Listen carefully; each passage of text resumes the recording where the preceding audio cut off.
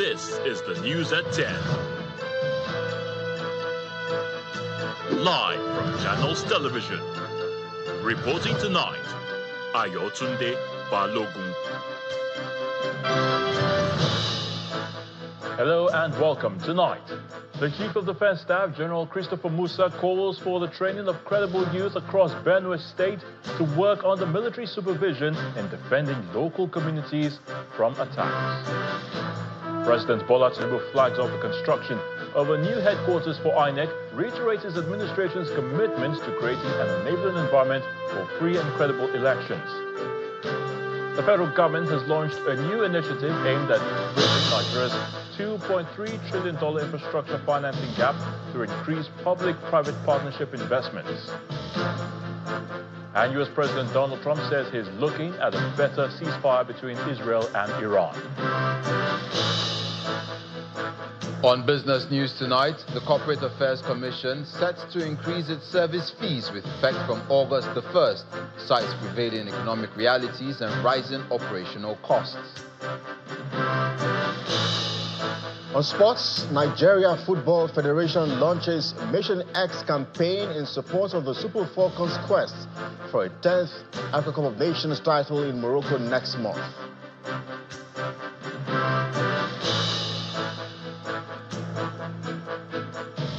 From the nation's capital, Speaker of the House of Representatives, Honorable Abbas Tajuddin, inaugurates the Mabushi bus terminal, reaffirms federal government's commitments to the provision of state-of-the-art bus terminals in the nation's capital.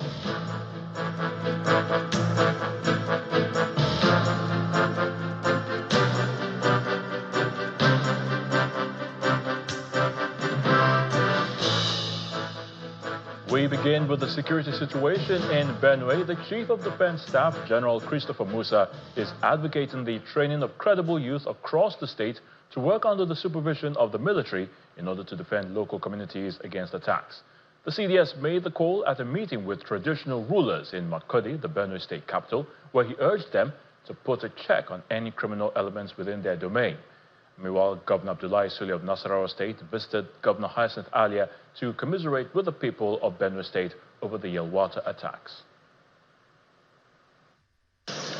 Traditional rulers from the 23 local government areas of Benue State converged on Makurdi, the state capital, for a meeting with the Chief of Defense Staff, General Christopher Musa. The meeting, which is at the instance of the Defense Chief, is part of the revised security strategy to enlist community response on early warning signs and collaborations to tackle attacks on Benue communities. It is only when we are together. The CDS urges the traditional rulers to deal with the suspected criminal elements in their domains as it pushes for the profiling of credible youths for military training for self-protection under the supervision of the military. I want to assure you that we're together. No member of the armed forces is going to be anywhere against one. If we notice anybody that is there, we are ready to prosecute that person. But we are going to count on your support so that we can be able to achieve and work together. We must achieve together. Communities like this, we have civilian JTF. The communities were the ones that were able to identify youths that were capable and we know of their character. The DSS and the police profile them to make sure that they don't have any criminal record. And we give them some level of training to protect communities. After the opening session, the meeting goes into a closed-door session. At the end of the meeting, the traditional rulers lodged the initiative, promising to do their part. All has been said is to build trust amongst ourselves.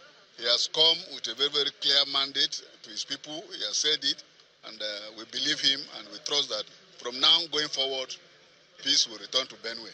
The traditional institution has promised the CDS that information is vital, and at all times, we'll make sure our people provide the necessary information to them to do their work properly. We appreciate his coming.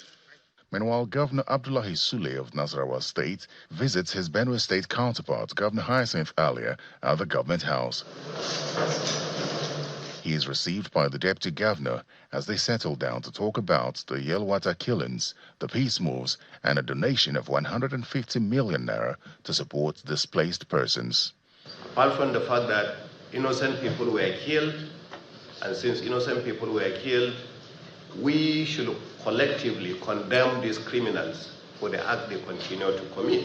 This time around, we will use whatever it takes and fish out the main causes of these problems and resolve them once and for all. It is important that we work together and defeat these agents of darkness who are determined to abridge the peaceful coexistence that we have enjoyed, particularly since you became governor of Nasarawa State. With these interventions ahead of the president's visit, the deployment of all the service chiefs, including the Inspector General of Police, the people of Benue State expect some lasting solutions.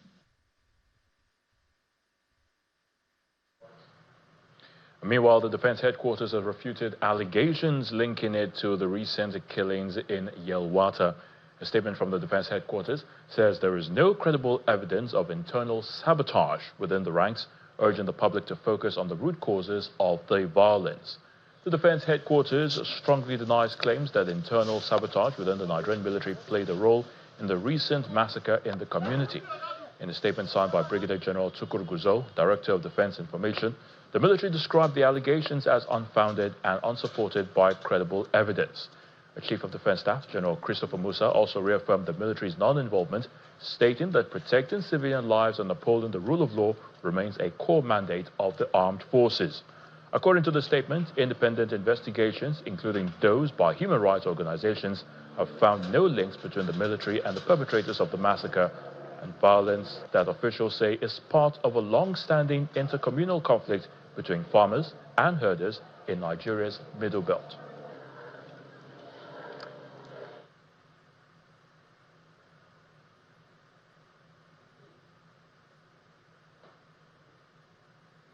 Indeed, the ongoing violence in Benue State has caused the Senate to raise serious concerns over the situation, affirming its commitment to finding sustainable solutions to the escalating insecurity. At a Senate briefing today, Senator Yemi Adaramodu emphasized the urgent need for coordinated and long-term action, stressing that mere condolences are no longer enough. He revealed that the Senate, in collaboration with the executive branch, will dispatch a delegation to affected communities to sympathize with victims and engage directly with local stakeholders.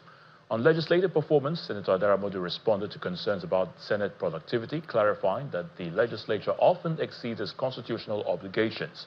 Addressing recent Senate-led investigations, the senator defended the oversight process, explaining that not all committee findings are made public, particularly when agencies comply adequately with legislative scrutiny.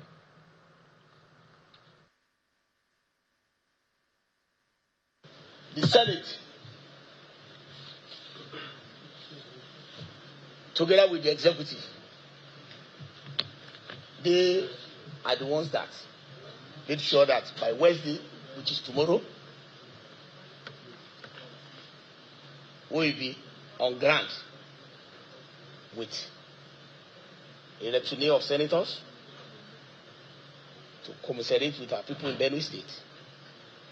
And at the same time, more importantly, our intention, because just of recent, we called for a security dialogue in Nigeria, and one of the critical stakeholders, the Senate, together with the House of Representatives, we have made sure that we have done enough appropriation that can aid the performance of our security agents in making sure that the fight, the war against banditry, terrorists, kidnappers, and even Boko Haramists. And nobody can say that the engagements that we have had with the security agencies so far, which are being about 11, had not yielded results. And we are even tired of paying condolence visits. We must put a stop to it.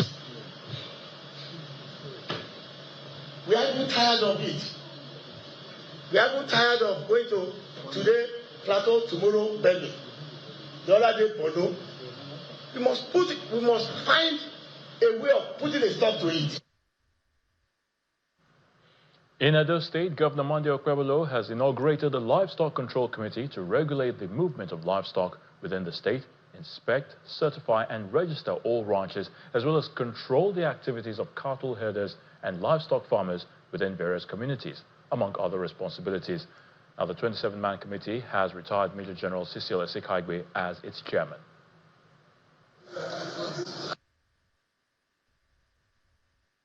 It's a task that we need to handle carefully. We need peace in our land. And while this assignment is being carried out, we have to carry it out with the fear of God so that we can have a very good result. Most especially at this difficult time, people with experience are here. So I believe that with God on our side, we achieve our purpose. I therefore inaugurate this committee in the name of the Father, the Son, and the Holy Spirit. Amen. We all know one of the causative factors of insecurity in Nigeria as a whole, not only at those times, is this farmer-settler crisis, like you earlier mentioned. And it's coming at a very right time when you are trying to reorganize and restructure security in Edo State. And they are as follows. We are to regulate the movement of cattle and other livestock in the state. We are to inspect, certify, and register all ranches in the state. To control activities of cattle herdsmen within the various communities in the state. Provide security reports to you, sir, on the cattle and livestock farmers within the designated ranching areas. To determine and recommend to you, sir, the final permit and the renewal of the fees of the permit to be paid by cattle and livestock herdsmen and their owners. You may call it a new dawn in the life of Nigeria's electoral umpire INEC, as President Bola Tinubu flags off the construction of a new headquarters for the Independent National Electoral Commission in the nation's capital. The president, who restated his commitment to providing an enabling environment for credible elections, described the project as a bold step for the protection of democracy in Nigeria while developing institutions such as INEC to achieve their goals. President Bola Tinubu is accompanied by principal officers of the National Assembly, ministers, the chairman of the Independent National Electoral Commission, as well as the National Security Advisor, for the official flag-off ceremony for the construction of a new INEC headquarters in Abuja. The project, when completed, will serve as the administrative hub for the electoral body and as a tourist site for students and visitors. Our technical team submitted the concept of the proposed building to the Federal Capital Territory, and that is what the FCT is currently executing. The building has provision for a museum to serve as a repository for the physical and digital history of elections and electoral activities in Nigeria. The project of 5-story building is expected to be completed within 2 years. This structure will be given all the time it required to see that during your first tenure, this project is completed. We'll make sure that the contractor delivers. I don't know where he comes from, because I'll make sure that he stays under the sun, under the rain, and justify the money that we're paying.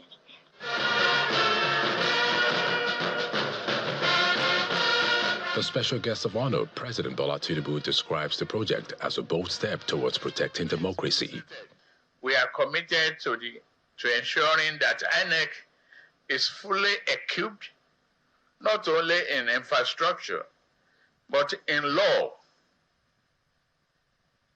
policy, and resources to carry out its constitutional mandate with courage, fairness, and excellence. By initiating this project, the FCT minister has taken another important step towards the protection of our democracy in this country. With the speeches over, President Tinubu then lays the foundation. Bless Nigeria and continuous journey for this democracy to flourish. The edifice will consist of several conference halls, a 1,000-seat capacity auditorium, a media center, and a museum to serve as a repository for the physical and digital history of elections in Nigeria. In part two, after the break, ECOWAS and some development partners signed trade deals worth 110 million euros to promote peace and development in the West African sub-region. Please stay with us.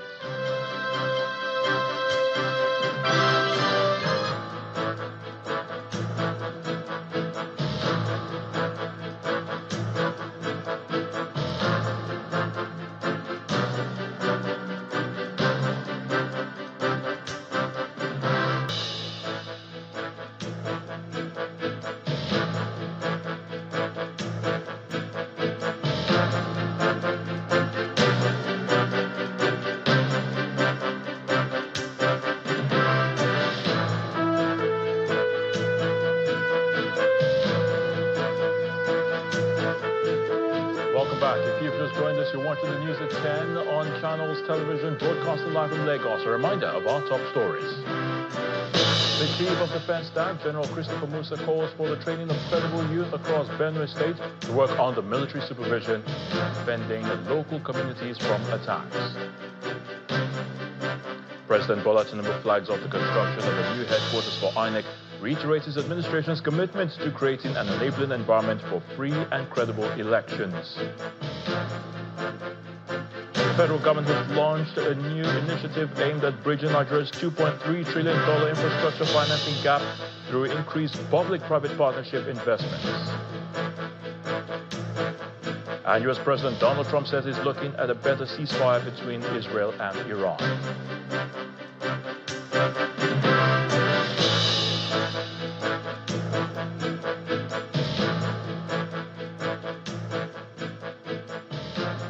Oftentimes it is said that the task of developing the country shouldn't be left in the hands of government alone.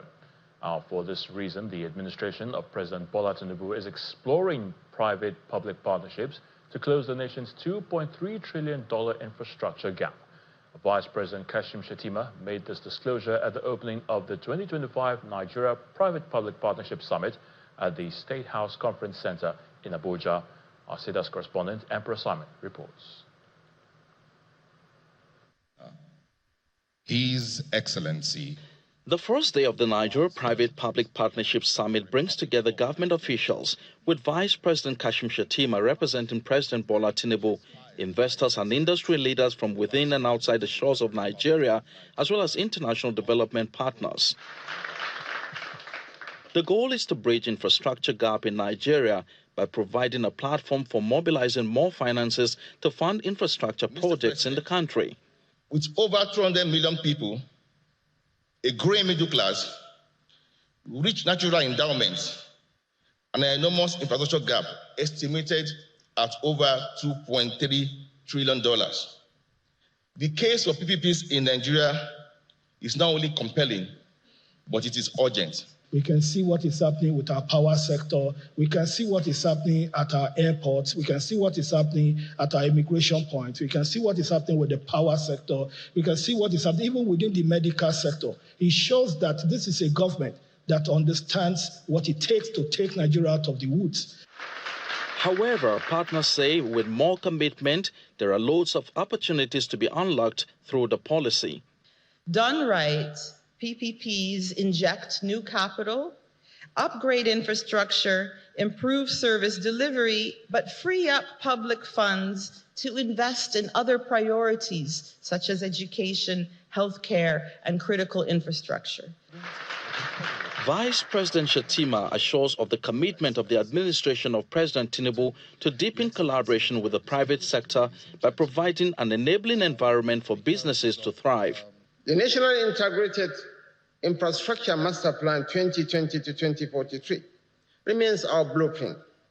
It is our compass to raise infrastructure stock from the current 30 to 35% of GDP to at least 70% by the year 2043.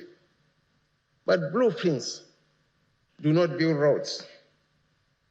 Policies alone do not generate megawatts. Your Excellencies, distinguished gentlemen, these goals require collective action, and that is the focus of the present administration. To our private sector partners, we ask not just for capital, but for commitment. For 2 days, there will be presentations on how to maximize Nigeria's economic potential in the transport sector using private-public partnership arrangements and how to optimize private investment for sustainable power and renewable energy in the country. From the presidential villa, Emperor Simon, Channels Television News. 4 partnerships worth 110 million euros have been signed between the ECOWAS and some development partners, including the European Union, the Spanish and German governments for peace, development and trade. Speaking at the ceremony in Abuja, the president of the ECOWAS Commission, Mr. Umar Toure, emphasized the need for peace and development in the region, stressing that the regional body will maintain status on the recent pullout of some of its members. Our correspondent, Sarah Achimugu, reports. This hall at the ECOWAS Secretariat is hosting development partners to foster partnerships that will see more collaboration, peace and trade in West Africa sub-region. The partnership is four-pronged, including support for ECOWAS peace and security and governance, support for the implementation of African Continental Free Trade Area, support for organizational development and institutional support phase 2, and the Africa Trade and Competitiveness and Market Access. Today, ECOWAS stands as a powerful example of this long-term vision. In a world facing growing uncertainty, this region continues to pursue its vision of a peaceful and prosperous area governed by strong institutions that uphold fundamental freedoms and promote inclusive and sustainable development. The project is estimated at a cost of 110 million euros. It is expected to be funded through a 1 million euro contribution from Spain and a 50-50 contribution from the European Union and Germany. The overall objective is for the common good of West African sub-region. These initiatives launched today address both urgent needs and long-term goals, empowering the private sector, modernizing cross-border trade, supporting regional responses to insecurity, and strengthening the governance of the Commission. The ECOWAS president is excited at the gesture, but quickly adds that the pullout of some countries from the bloc will not in any way affect the movement of goods and services across the region, noting that the foundation upon which the institution was built 50 years ago will be sustained. Trade will continue within a space of 400 million people. Excellencies, this is the situation as I speak. Until there is a new agreement, we maintain the status quo. Of course, the institutional frameworks differ a little bit, but nothing changes for the ordinary person. A symbolic cutting of the tape is done to signify the commencement of the new partnership. Expectations remain high on the impact of the deal on the 400 million people who reside within the region.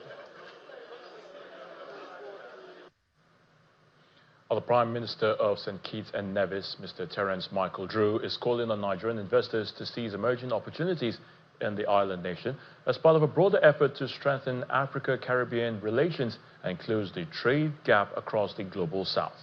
He made the call at the opening of the Afro-Caribbean Investment Summit in Basta, the capital of St. Kitts and Nevis. The Prime Minister described Nigeria as a vital strategic partner and urged deeper cooperation in trade, innovation, and economic diplomacy. It's the official opening of the Bilateral Trade and Investment Summit between Nigeria and St. Kitts and Nevis. The summit themed Two Nations, One Rhythm, Bridging Culture, Building Future, seeks to build stronger relationship in key sectors, trade, agribusiness, culture, and the creative economy. In his opening remarks, the Prime Minister of St. Kitts and Nevis, Mr. Terence Michael Drew, went down memory lane to emphasize the cultural relations between the two countries and called for increased partnership possibilities and progress. Once used for suffering and separation, it will now become a corridor of prosperity and partnership. It will be used to trade goods and services, knowledge and culture, peace and opportunity for the benefit of all of our people. Delegates and participants, an amazing 3 days has been put together by the wonderful and capable teams working with Honorable Samal Duggins and the Empyrean Consult team. Please utilize this platform, make the connections, create the partnerships, form the bonds. Government officials from both countries share similar sentiments and have called for partnerships that will elevate their interests on the global economic map. Right to say that by expanding its frontiers for strengthening engagement, Nigeria, like other nations and St. Kitts and Nevis, can access new investment opportunities, leverage international expertise, and promote agricultural trade. People often ask, what can a small island like St. Kitts offer to a giant like Nigeria? And I say to this, completeness.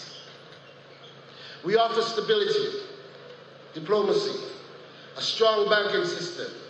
A key highlight of the summit is the high-level panel discussion titled Empowering Afro-Caribbean Trade, MSME Investment and Value Chain Opportunities, focused on developing actionable strategies to unlock investment, scale MSME growth, and build resilient supply chains across the two regions. Still ahead on the news at 10, Corporate Affairs Commission set to increase its service fees with effect from August the 1st. Cities prevailing economic realities cites prevailing economic realities and raising operational costs. That will be on Business News. Please join us again.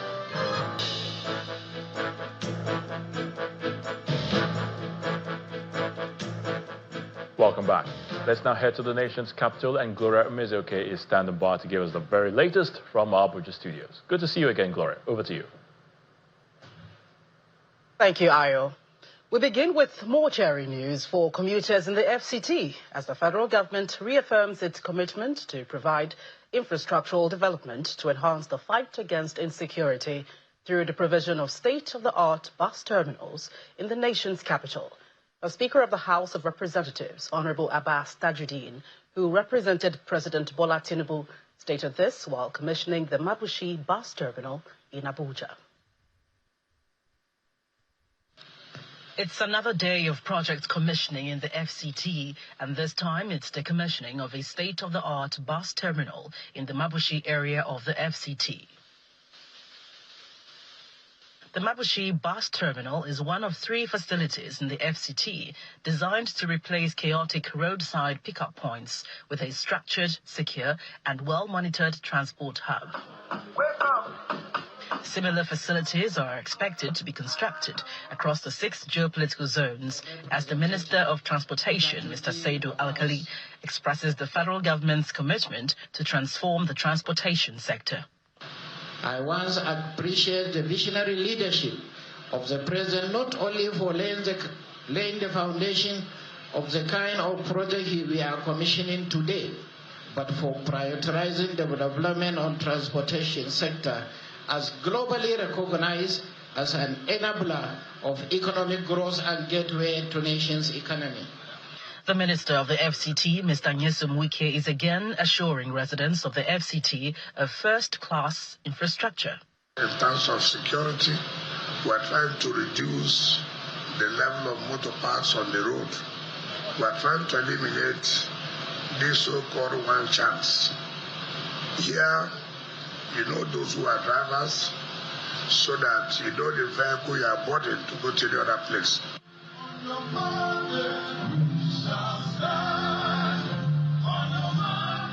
The Speaker of the House of Representatives, Right Honorable Abbas Tajuddin, represented President Bola Tinubu at the commissioning, and he highlights the impact of the facility on the safety of FCT residents. It is a modern facility designed for the comfort and convenience of our people. It will feature integrated commercial activities, including areas of relaxation. And I'm particularly pleased to note the inclusion of amenities such as cinema halls where commuters can unwind and other essential services. He then proceeds to commission the project.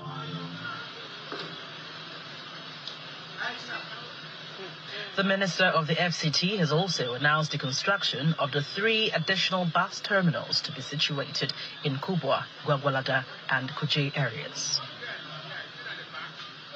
The Minister of Information and National Orientation, Mr. Mohammed Idris, has been explaining the commitment of the present administration to a free, responsible and vibrant press by underscoring the media's pivotal role in strengthening Nigeria's democracy and national development. He made the call at a meeting with the Guild of Corporate Online Publishers in Abuja. Mr. Idris notes that Nigeria's 26 years of continuous democratic governance calls for sober reflection on the broader responsibilities of democratic leadership and media partnership. He also reiterates the commitments of the federal government to consolidate democratic gains through economic reforms and social services, with the media contributing in the process. The media, especially the digital and online media represented here today, has a critical role to play in nurturing our democracy. You are the gatekeepers of information. You shape public discourse. You influence perceptions. You expose the wrongs in the society and hold leaders accountable. But above all, you have a responsibility to promote truth and to be partners in nation building. The federal government under President Bola Ahmed Tinubu is committed to a free, responsible and vibrant press that aligns with the enduring core values of journalism, which is truth, fairness and accountability. We want to work with you to raise standards. We want to promote media literacy. We want to strengthen public communication and tell the Nigerian story in a way that not just inspires hope, but also galvanizes all of us towards a collective action for a better country. There is growing support for the hydrocarbon pollution remediation project, HYPREP, in Ogoni land. The latest pat on the back is coming from women from various groups under the aegis of Ogoni Mothers Union. The women, while on a thank you visit to the project coordinator at HYPREP's headquarters in Port Harcourt, as he marks 2 years in office, passed a vote of confidence on Professor Nena Birani Zabe. They expressed satisfaction with what they described as tangible progress in the Ogoni cleanup. Our correspondent, Deborah Agbalama, now reports.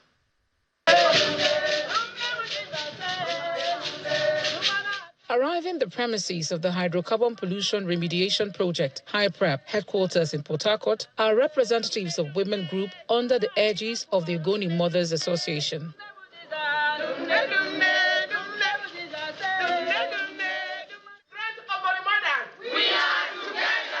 They have come to commend the project coordinator, Professor Nena Birani Zabe, as he marks 2 years in office. The women applaud what they describe as his visible commitment and good works, which they say are reflected across all project sites and livelihood restoration. Prevent pollution. The group commended the project's strides in environmental remediation, provision of potable water, shoreline and mangrove restoration, and the construction of key infrastructure such as the Ogoni Specialist Hospital and Center of Excellence for Environmental Restoration. We, the Ogoni Mothers, representing the 4 local government areas of Kanan, Gokana, Thailand, and Benue, are here today with hearts full of gratitude. We have come not just to visit, but to express our sincere and resounding thank you.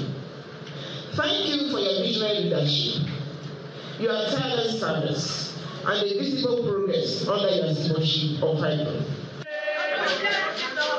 In his response, Professor Nena Birani Zabe reiterated HYPREP's commitment to increasing women's participation in the cleanup from 40% to 45%, while accelerating the pace of delivery across board.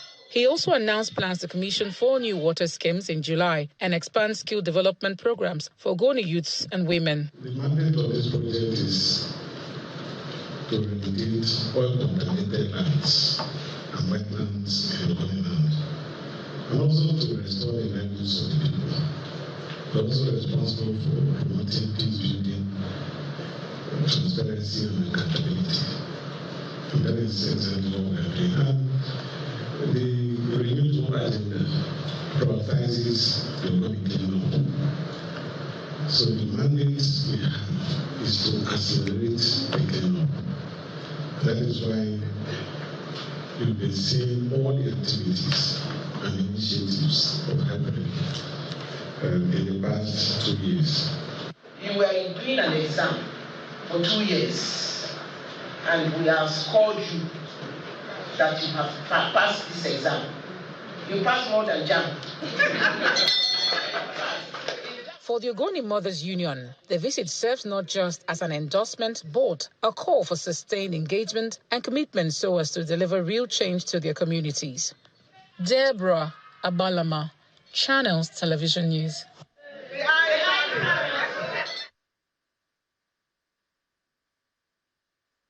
Well, that's it from the nation's capital. It's over now to Dominic Iwuiwu in Lagos for Business News.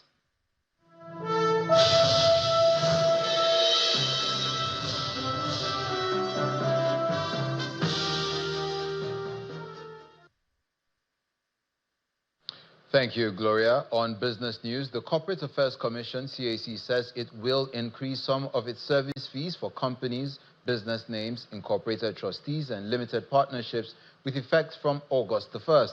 In a statement released today, the CAC explained that the decision follows the careful consideration of prevailing economic realities and rising operational costs, as well as engagement with critical stakeholders ahead of implementation.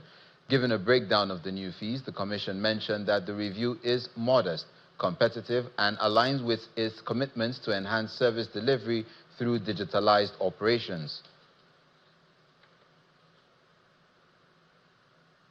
As part of its ongoing efforts to strengthen the banking system, Nigeria's central bank says it has introduced time-bound measures for a small number of banks still completing their transition from the temporary regulatory support provided, mostly in response to the economic impact of the COVID-19 pandemic. In a circular released today, the CBN explained that this initiative is part of its broader sequence strategy to implement the recapitalization program announced in 2023. The CBN explains that the regulators in the US, Europe, and other major markets have implemented similar transitional measures as part of post-crisis reform efforts. The Association of Securities Dealing Houses of Nigeria expresses concern over the Central Bank of Nigeria's recent circular, which temporarily suspended dividend payments by banks. In a statement issued by the ASHON chairman, Sam Onukwe, the association says the announcement of this price-sensitive information has caused shock and dismay due to its potential impact on shareholders and the stock market. ASHON, however, reassures investors not to panic over the CBN's directive, as Nigerian banks have strong fundamentals and potential for growth.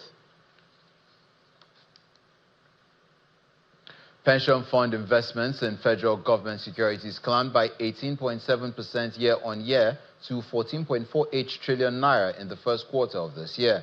According to the latest Pension Funds Industry Portfolio Report from the National Pension Commission, PENCOM, this marks a significant increase against the 12.20 trillion naira value recorded in the same period last year.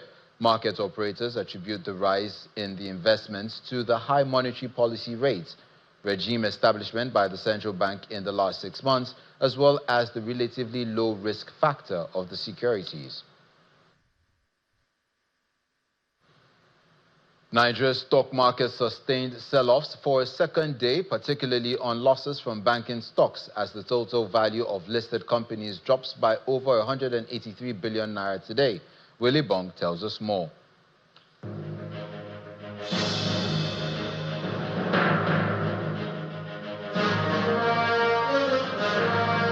Welcome to the stock market report. The market sustained a negative sentiment for a second day this week. The all-share index dropped further by 0.3%, losing the 115,000 level and back to 114,000. The culprits, I think we can take a big guess. The banking sector. The sector has continued to dictate market direction with stocks like Access Holdings, UBA, First Holdco, Zenith Bank losing a fair share of their stock prices, and that's why you see the index down 0.2% today. Now, the sustained loss is probably due to reports making the rounds, naming some banks with heavy forbearance exposure and facing likely dividend suspension till 2028. Now, other sectors contributed to this negative performance. Oil and gas still down for a second straight day, and I think we all know profit-taking in O&O is largely responsible for this, and Japan Gold is also in the red. Well, Japan Gold's annual general meeting is slated for the end of June. Let's see if investors will reposition in the stock ahead of dividend payouts. Now, consumer goods, that's a reversal from the positive close we saw yesterday. With 114,000, it's a good entry opportunity into some high-value stocks. I'm sure investors will take advantage of that. And those are the highlights. Will Ibong, signing out.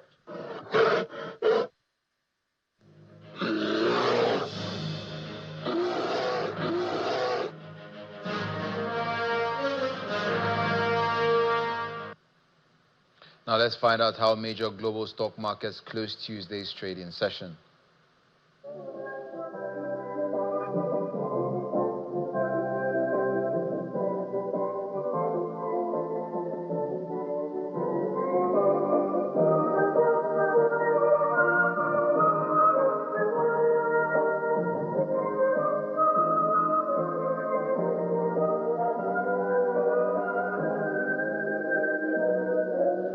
And that's it on business news. Back to Ayotunde for the rest of the news at 10.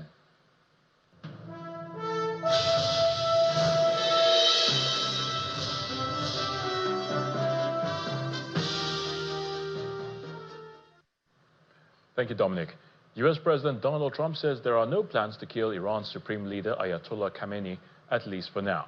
A moment ago, he posted to say, quote, "We have complete and total control of the skies over Iran." 5 days since Israel began attacking Iran, both sides continue to fire at each other. Here's Sami Buzi with more international news and around the world in 5 from our London studio. Good evening and welcome to the Channel Studios here in London with your international news around the world in 5. The US President Donald Trump says we're looking at better than a ceasefire between Israel and Iran after warning people earlier to evacuate Tehran. Okay, see you on the plane. Thank you very much. Mr. Trump made the comments after his early departure from the G7 in Canada. We're looking for better than a ceasefire. What specifically is better than a ceasefire? What are you looking for here? An end. A real end, not a ceasefire. An end. So something that will be permanent. Yeah, or giving up entirely. That's okay too. I told them to do the deal. They should have done the deal.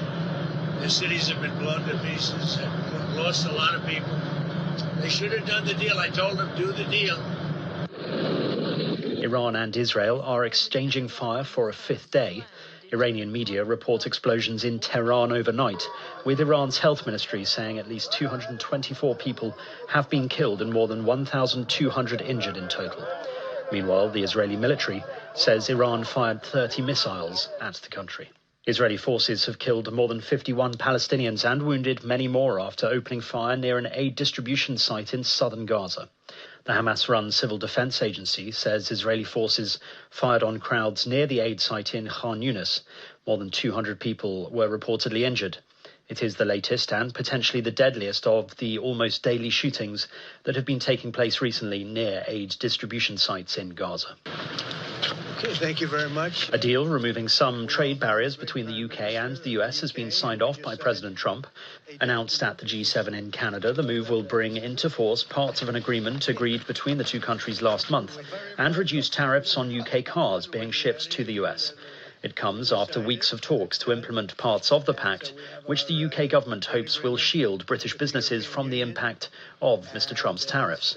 But the deal includes a 10% levy on most UK goods, including cars, and did not address the expected removal of charges on steel imports. The level of enthusiasm is very good, but the relationship that we have is fantastic. So I just want to congratulate you. But Donald, thank you very much. This now implements on car tariffs and aerospace, our really important agreement. And so this is a very good day for both of our countries, a real sign of strength. So thank you again, Donald. A really important day for both of us. Great people, great people. Doctors treating the Colombian presidential hopeful Miguel Uribe Turbay have warned that he is in an extremely critical condition after being shot in the head 10 days ago. Uribe underwent emergency surgery on Monday to stem a bleed to the brain, according to a hospital statement. His wife said that the hours after the operation would be critical and asked Colombians to pray for his recovery. The June the 7th attack has shocked Colombians, who turned out in their tens of thousands to attend silent protests held across the country on Sunday. A Californian doctor accused of giving the Friends star Matthew Perry access to ketamine in the weeks before the actor's overdose death has agreed to plead guilty. That's according to federal prosecutors.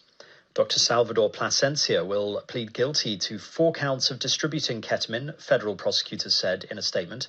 The plea carries a maximum sentence of 40 years in prison, and the doctor is expected to make his plea in the coming weeks.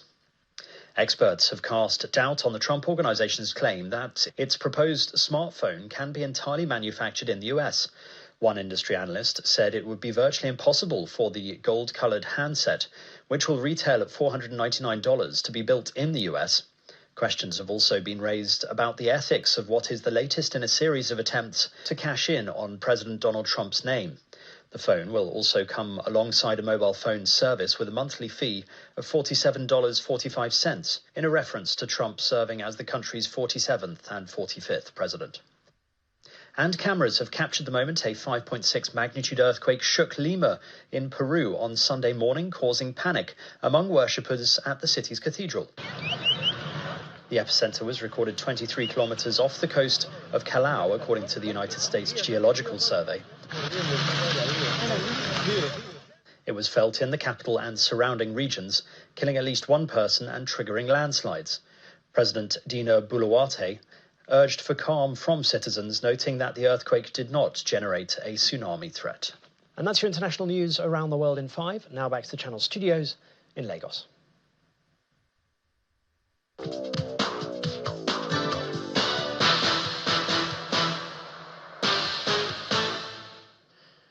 Many thanks indeed, Simon, and welcome to Sports News. With 18 days to the Women's Cup of Nations, the Nigeria Football Federation, NFF, has launched the Mission X campaign in support of Africa's most decorated women's team, the Super Falcons of Nigeria, who are gunning for a record 10th Cup of Nations title in Morocco next month.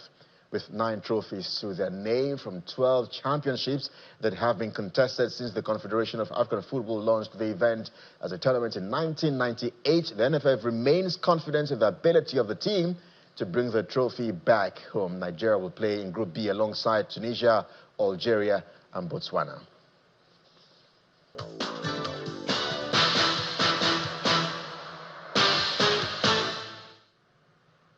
Thank you, Kelly. And the main news again. The Chief of Defense Staff, General Christopher Musa, today called for the training of credible youth across Benue State to work under military supervision in defending local communities. He made the call in Makurdi, the Benue State capital, during a meeting with traditional rulers.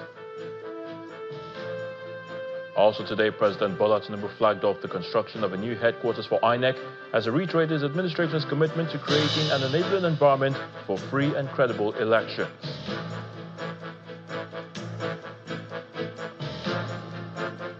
And that's the news at 10 tonight. Thank you so much for watching. I'm Ayo Tunde Balogun.